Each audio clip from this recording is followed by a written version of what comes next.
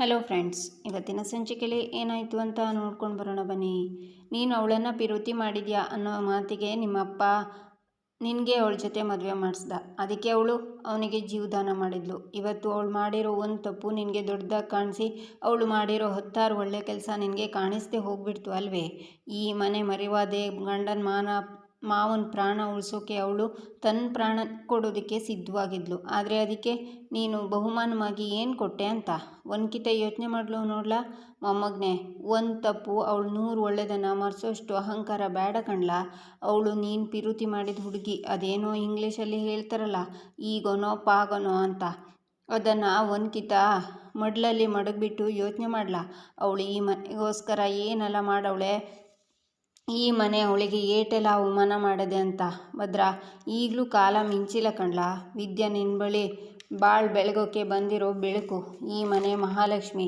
ಅವಳನ್ನು ದೂರ ಮಾಡಿಕೊಂಡು ನಿನ್ನ ಬದುಕನ್ನು ಕತ್ಲು ಮಾಡ್ಕೊಬೇಡ ಕಣ್ಲ.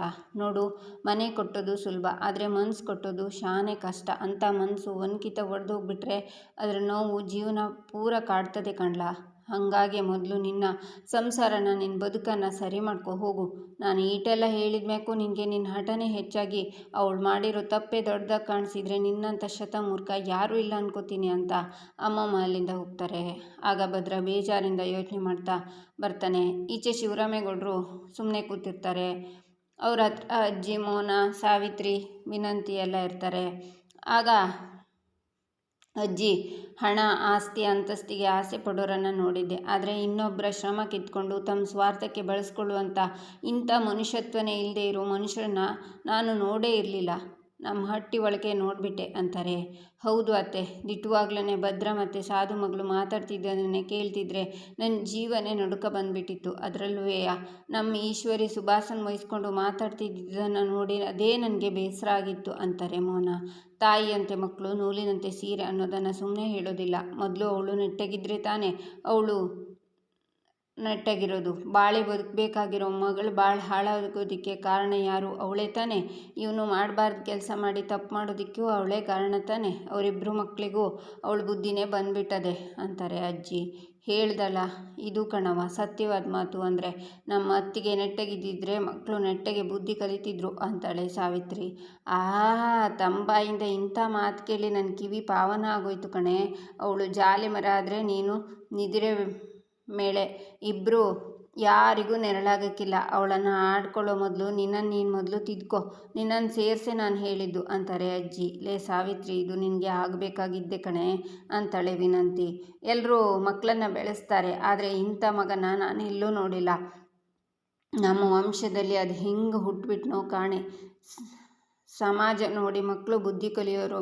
ಹಾಗೆ ನೋಡಿದರೆ ನಮ್ಮ ವಿದ್ಯೆಗೆ ನಾವು ಕೈ ಎತ್ತಿ ಮುಗಿಬೇಕು ಅನಿಸ್ತದೆ. ನಮಗೂ ಒಬ್ಬಳು ಮಗಳು ಇರಬಾರ್ದಿತ್ತೆ ಅಂತ ಎಲ್ಲರೂ ಬಯಸ್ತಾರೆ. ಅದು ಹೆಸರನ್ನು ಉಳಿಸೋ ಮಕ್ಕಳ ಲಕ್ಷಣ ಅಂತಾರೆ ಅಜ್ಜಿ. ಆಗ ಗೋವಿಂದ ಈಶ್ವರಿನ ಬಾರೆ ಅಂತ ಹೇಳ್ಕೊಂಡು ಬರ್ತಾರೆ. ಲೋ ಗೋವಿಂದ, ಅದ್ಯಾಕ್ಲಾ ಹಂಗೆ ಹೇಳ್ಕೊಂಡು ಬಂದಿಯಲ್ಲ ಅಂತಾರೆ ಅಜ್ಜಿ. ಆಗ ಶಿವರಾಮೇಗೌಡರನ್ನ ಕಾಲನ್ನು ಹಿಡ್ಕೊಂಡು ಗೋವಿಂದ, ದಯವಿಟ್ಟು ನನ್ನ ಕ್ಷಮಿಸಣ್ಣ ಅಂತ ಆಳ್ತಾರೆ. ಗೋವಿಂದ, ಏನ್ಲಾ ಮಾಡ್ತಿದ್ಯಾ ನೀನು? ಬಿಡ್ಲಾ ಕಾಲು ಬಿಡ್ಲಾ ಅಂತಾರೆ ಶಿವರಾಮೇಗೌಡರು. ಇಲ್ಲ ಅಣ್ಣ, ನೀನು ಕ್ಷಮಿಸಿದ್ದೀನಿ ಅಂತ ಹೇಳೋ ತನಕ ನಾನು ನಿನ್ನ ಕಾಲು ಬಿಡೋಕ್ಕಿಲ್ಲ ಅಂತಾರೆ ಗೋವಿಂದ. ಆಗ ಶಿವರಾಮೇಗೌಡರು, ಕ್ಷಮಿಸುವಂಥ ತಪ್ಪು ನೀನು ಮಾಡಿಲ್ಲ ಕಲ, ಮಾಡೋದು ಇಲ್ಲ ಅಂತಾರೆ.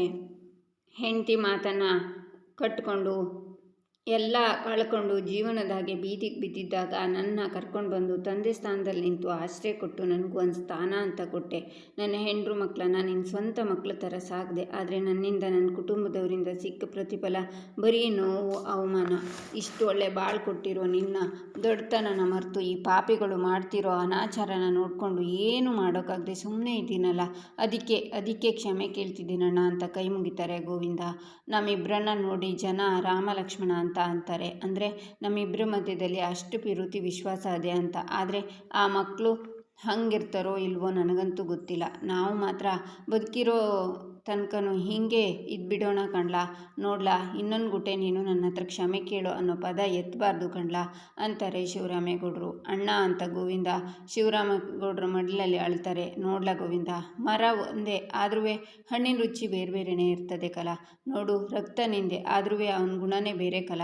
ನೋಡ್ಲಾ ಗೋವಿಂದ, ಈಗ ಭದ್ರಂಗೆ ನಾವಾಗಲಿ ನೀನಾಗಲಿ ತಿದ್ದಿ ಬುದ್ಧಿ ಹೇಳಿದೀಯೋ ಇಲ್ವ? ಇಬ್ಬರು ಒಂದೇ ಹಟ್ಟಿಲಿ, ಒಂದೇ ಬೆಳಕು, ಒಂದೇ ಗಾಳಿ, ಒಂದೇ ಊಟ, ಜೊತೆಗೆ ನಮ್ಮಿಬ್ಬರನ್ನ ನೋಡ್ತಾ ನೋಡ್ತಾ ಬೆಳೆದ್ರು. ಆದರೆ ಅವರಿಬ್ಬರ ಗುಣದಲ್ಲಿ ಅಜಗಜಾಂತರವಾದ ವ್ಯತ್ಯಾಸ. ಅವನಿಗೋಸ್ಕರ ನೀನು ನನ್ನ ಮುಂದ್ಗುಟ್ಟೆ ಈ ಥರ ಕ್ಷಮೆ ಕೇಳಿದರೆ ನನಗೆ ಸಹಿಸೋಕ್ಕಾಗಕ್ಕಿಲ್ಲ ಕಣ್ಲಾ, ಸಹಿಸೋಕ್ಕಾಗಕ್ಕಿಲ್ಲ ಅಂತಾರೆ ಶಿವರಾಮೇಗೌಡರು ಒತ್ತಾರೆಯಿಂದ. ನಾನೆಂಥ ಪಾಪಿ ಅಂತ ನನ್ನ ಮೇಲೆ ನನಗೆ ಅಸಹ್ಯ ಹುಟ್ಟುಬಿಟ್ಟಿತ್ತು. ಅಪರಾಧಿ ಭಾವನೆ ಕಾಡ್ತಾನೆ ಇತ್ತು. ನಿನ್ನ ಹತ್ರ ಕ್ಷಮೆ ಕೇಳಿದ ಮೇಲೆ ನನ್ನ ಮನಸ್ಸಿಗೆ ಹುಸಿ ಸಮಾಧಾನ ಆಯ್ತಣ್ಣ ಅಂತಾರೆ ಗೋವಿಂದ. ಅದೇ ಅಂಥದ್ದೇ ಸಂದರ್ಭ ಬಂದ್ರೂ ನಾನು ಮಾತ್ರ ನಿನ್ನ ಬಗ್ಗೆ ತಪ್ಪಾಗಿ ಯೋಚನೆ ಮಾಡೋಕ್ಕಿಲ್ಲ ಕಣೋ. ನೀನು ಹಾಗೆ ನೀನು ತಪ್ಪು ಮಾಡಿದ್ದೀನಿ ಅಂತ ಯಾವತ್ತೂ ಕೊರಗಬೇಡ.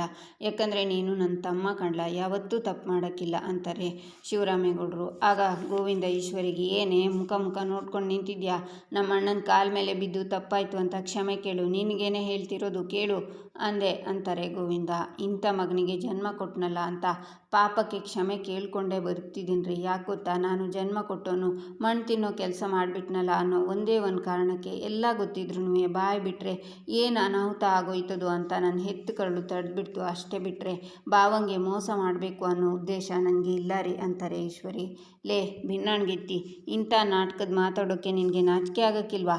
ಅವತ್ತೆಲ್ಲವ ನನ್ನ ಮಗ ವೀರ ಶೂರ ಧೀರ ಇಂಥ ಕೆಲಸ ಮಾಡ್ಕೊಂಡು ಬಂದವನೇ. ಅವನಿಗೆ ಮದುವೆ ಮಾಡಿ ಹಣ ಕೊಡಿ, ಚೆಕ್ ಕೊಡಿ ಅಂತ ಎಲ್ಲರ ಪ್ರಾಣ ತಿಂತೀಯಾ? ಈಗ ನೋಡು ಎಂಥ ನಾಟಕದ ಮಾತಾಡ್ತವಳೆ ಮಾನ್ಗೆಟ್ಟವಳು ಅಂತಾರೆ ಅಜ್ಜಿ. ಅವ್ವ, ಏನಾಗಬೇಕೋ ಅದು ಹೋಗದೆ, ಅದಕ್ಕೆ ತಲೆ ಕೆಡಿಸ್ಕೊಂಡು ಕೂತ್ಕೊಳ್ಳೋದು ಬೇಡ, ಸುಮ್ಕಿರು ಅಂತಾರೆ ಶಿವರಾಮೇಗೌಡರು. ಇಲ್ಲಣ್ಣ, ಇಂಥ ಹೆಂಡ್ರು ಮಕ್ಕಳಿದ್ರೆ ತಲೆ ಕೆಡದೆ ಇನ್ನೇನಾಗೋದು? ಬರೀ ತಲೆನೇ ಅಲ್ಲ, ನನ್ನ ಮನಸ್ಸು ಶಾನೆ ಕೆಟ್ಟೋಗದೆ. ಇವ್ರುಗಳ ಮುಖ ನೋಡ್ತಾ ಇದ್ರೆ ನನ್ನ ತಲೆ ಇನ್ನೂ ಕೆಟ್ಟೋಯ್ತದೆ ಅಣ್ಣ. ಅತ್ತಿಗೆ ನನ್ನ ಮನಸ್ಸೇ ಸರಿ ಹೋಗೋ ಗಂಟ ನಮ್ಮ ಊರಿಗೆ ಹೋಗಿ ಇದ್ದು ಬರ್ತೀನಿ ಅಂತಾರೆ ಗೋವಿಂದ ಅಂತಾರೆ ಶಿವರಾಮೇಗೌಡರು. ಇಲ್ಲಣ್ಣ, ದಯವಿಟ್ಟು ಇದಕ್ಕೆ ಬೇಡ ಅಂತ ಹೇಳಬೇಡ ಅಂತಾರೆ ಗೋವಿಂದ. ಸರಿ ಗೋವಿಂದ, ನಿನ್ನ ಮನಸ್ಸಿಗೆ ಹೇಗೆ ಅನಿಸ್ತದೋ ಹಂಗೆ ಮಾಡು ಅಂತಾರೆ ಶಿವರಾಮೇಗೌಡರು.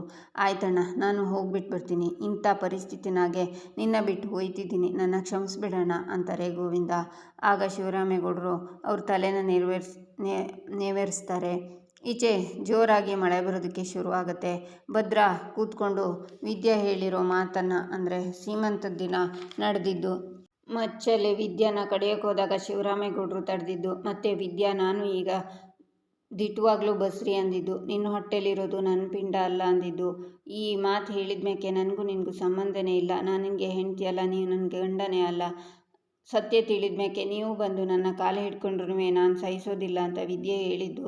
ಆಮೇಲೆ ಕೋರ್ಟಲ್ಲಿ ಹುಟ್ಟೋ ಮಗುಗೆ ಅಪ್ಪ ಬೇಕು, ಅದಕ್ಕೋಸ್ಕರ ನಾನು ಗಂಡನ ಜೊತೆ ಬಾಳ್ತೀನಿ ಅಂತ ವಿದ್ಯೆ ಹೇಳಿದ್ದು. ನಂತರ ಮುಂದೆ ಅವಳ ಜೊತೇಲಿ ಮಾತಾಡಿದ್ದನ್ನೆಲ್ಲ ಭದ್ರ ನೆನ್ಪು ಮಾಡಿಕೊಂಡು ಮಳೆಯಲ್ಲಿ ನೆನೀತಾ ಅಳುತ್ತಾ, ಥೂ ನಿನ್ನ ಜನ್ಮಕ್ಕೆ, ನಾನೇ ಸರ್ವಸ್ವ ಅಂದ್ಕೊಂಡು ನನ್ನ ಕೈ ಹಿಡಿದು ಬಂದು ನನ್ನ ಹೆಂಡ್ರಿಗೆ ಅಂಥ ಮಾತನ್ನು ಹೇಳಿ ಅವಮಾನ ಮಾಡಿಬಿಟ್ನಲ್ಲ, ಥೂ ನಿನ್ನ ಜನ್ಮಕ್ಕೆ, ಪ್ರಾಣಕ್ಕಿಂತ ಹೆಚ್ಚಾಗಿ ವಿರೋಧಿ ಮಾಡಿ ಜೀವನ ಪೂರ್ತಿ ಜೊತೆಗಿರ್ತೀನಿ ಅಂತ ಪ್ರಮಾಣ ಮಾಡಿ ತಾಳಿ ಕಟ್ಟಿ ಕರ್ಕೊಂಡು ಬಂದು ಎಂಥ ಮೋಸ ಮಾಡಿಬಿಟ್ಟೆ. ಪ್ರಪಂಚದಲ್ಲಿ ನಿನ್ನಂಥ ಪಾಪಿ ಯಾರೂ ಇರೋದಕ್ಕೆ ಸಾಧ್ಯನೇ ಇಲ್ಲ. ಒಂದೇ ಒಂದು ಮಾತು, ಅವತ್ತು ಕುಡ್ದಿದ್ದ ಜ್ಞಾನದಲ್ಲಿ ಆಡಿದ್ದ ಮಾತದು ಇವತ್ತು ಇಂಥ ಪರಿಸ್ಥಿತಿಗೆ ತಂದು ನಿಲ್ಲಿಸ್ಬಿಡ್ತು. ಏಟೇ ಅವಮಾನ ಮಾಡಿದ್ರೂ ಅದನ್ನು ಸವಾಲಾಗಿ ಸ್ವೀಕರಿಸಿ ಸ್ವಾಭಿಮಾನನೇ ಅದಕ್ಕೆ ಉತ್ತರ ಅನ್ನೋ ಹಾಗೆ ಬದುಕಿ ತೋರಿಸೋಳೆ. ಪರಿಸ್ಥಿತಿ ಒತ್ತಡಕ್ಕೆ ಸಿಲುಕಿ ಹೊಟ್ಟೆಗೆ ಬಟ್ಟೆ ಕಟ್ಕೊಂಡಿದ್ರೆ ದೊಡ್ಡ ಅಪರಾಧ ಅನ್ನೋ ಹಾಗೆ ಶಾನೆ ಹಿಂಸೆ ಕೊಟ್ಬಿಟ್ಟೆ. ಶಾನೆ ನೋವು ಕೊಟ್ಟಿರೋ ಪಾಪಿ ನಾನು ನನ್ನಂಥ ಪಾಪಿಗೆ ಏನು ಶಿಕ್ಷೆ ಕೊಟ್ರೂ ಕಮ್ಮಿನೇ. ಅವಳು ಒಂದು ಸರ್ತಿ ತಪ್ಪು ಮಾಡಿದ್ಲು, ಆದರೆ ನಾನು ಅದನ್ನೇ ಇಟ್ಕೊಂಡು ಪ್ರತಿ ಸರ್ತಿನೂ ನೋವು ಕೊಟ್ಬಿಟ್ಟೆ. ಅವಳು ಹೇಳಿರೋ ಸುಳ್ಳಿಗಿಂತ ನಾನು ಕೊಟ್ಟಿರೋ ನೋವು 1000 ಪಟ್ಟು ದೊಡ್ಡದು. ಆದರೂ ಇದೆಲ್ಲ ಯಾಕೆ ಅರ್ಥ ಆಗಲಿಲ್ಲ ದೇವ್ರೆ, ಯಾಕೆ ಅರ್ಥ ಆಗಲಿಲ್ಲ ನನಗೆ? ಎಂಥ ಪಾಪಿ ನಾನು. ಇನ್ನು ನಾನು ಸುಮ್ಮನೆ ಇದ್ದರೆ ಮನುಷ್ಯ ಅನಿಸ್ಕೊಳ್ಳೋಕ್ಕಿಲ್ಲ. ನನ್ನ ತಪ್ಪು ಒಪ್ಕೊಂಡು ನನ್ನ ಅಮ್ಮಿ ಮುಂದ್ಗುಟ್ಟೆ ತಲೆಬಾಗಿ ಕ್ಷಮೆ ಕೇಳಬೇಕು. ಅದೇ ಇಲ್ಲಿ ಗಂಟ ನಾನು ಮಾಡಿರೋದಕ್ಕೆ ಶಿಕ್ಷೆ, ನನ್ನ ಪಾಪಕ್ಕೆ ಪ್ರಾಯಶ್ಚಿತ್ತನೂ ಹೌದು. ನನ್ನ ಅಮ್ಮಿ ತವ ಹೋಗಿ ಕ್ಷಮೆ ಕೇಳಬೇಕು ಅಂತ ಕಣ್ಣೀರನ್ನು ಒರೆಸ್ಕೊಂಡು ಔಟ್ ಹೌಸ್ ಮುಂದೆ ಬಂದು ಮಳೇಲಿ ನೆನೀತಾ ನಿಂತ್ಕೋತಾನೆ ಭದ್ರ. ಆಗ ವಿದ್ಯೆ ಡೋರ್ ಓಪನ್ ಮಾಡಿ, ಅಯ್ಯೋ ಶಿವನೇ, ಇವ್ರು ಯಾಕೆ ಹಿಂಗೆ ಮಳೇಲಿ ನೆನೀತವ್ರೆ, ಆಮ್ಯಾಕೆ ನಿಮ್ಮ ಆರೋಗ್ಯದ ಗತಿ ಏನಾಗಬೇಡ ಅಂತ ಭದ್ರನಿಗೆ ಛತ್ರಿ ಹಿಡಿದು ಅವನ ಒಳಗಡೆ ಕರ್ಕೊಂಡು ಬಂದು ತಗೊಳ್ಳಿ ಒರೆಸ್ಕೊಳ್ಳಿ ಅಂತ ಟವಲ್ ಕೊಟ್ಟು, ಮಳೇಲಿ ಈ ಪಾಟಿ ನೆನ್ಕೊಂಡು ಬಂದಿದ್ದೀರಲ್ಲ, ನಿಮ್ಗೆ ಏನು ಮಾಡಬೇಕೋ ಗೊತ್ತಾಯ್ತಿಲ್ಲ ಅಂತಾಳೆ ವಿದ್ಯಾ. ಕೆಟ್ಟವರಿಗೂ ಒಳ್ಳೇದು ಬಯಸು ಅಂತ ಅಂದರೆ ಇದೇ ಅಲ್ವಾ, ಈ ಮುಖ ನೋಡಿಕೊಂಡು ನಾನು ಹಿಂಗಪ್ಪ ಕ್ಷಮೆ ಕೇಳಲಿ ಅಂತ ಭದ್ರ ಯೋಚನೆ ಮಾಡ್ತಾನೆ. ನಂತರ ವಿದ್ಯೆನೇ ಭದ್ರನ ತಲೆನೆಲ್ಲ ಒರೆಸಿ ಆರೈಕೆ ಮಾಡ್ತಾಳೆ. ಇಲ್ಲಿಗೆ ಈ ಸಂಚಿಕೆ ಮುಕ್ತಾಯವಾಗುತ್ತೆ. ಮುಂದಿನ ಸಂಚಿಕೆಗಾಗಿ ನಮ್ಮ ಚಾನಲನ್ನು ನೋಡಿ ಸಬ್ಸ್ಕ್ರೈಬ್ ಮಾಡಿ, ಲೈಕ್ ಮಾಡಿ, ಸಪೋರ್ಟ್ ಮಾಡೋದನ್ನು ಮರಿಬೇಡಿ.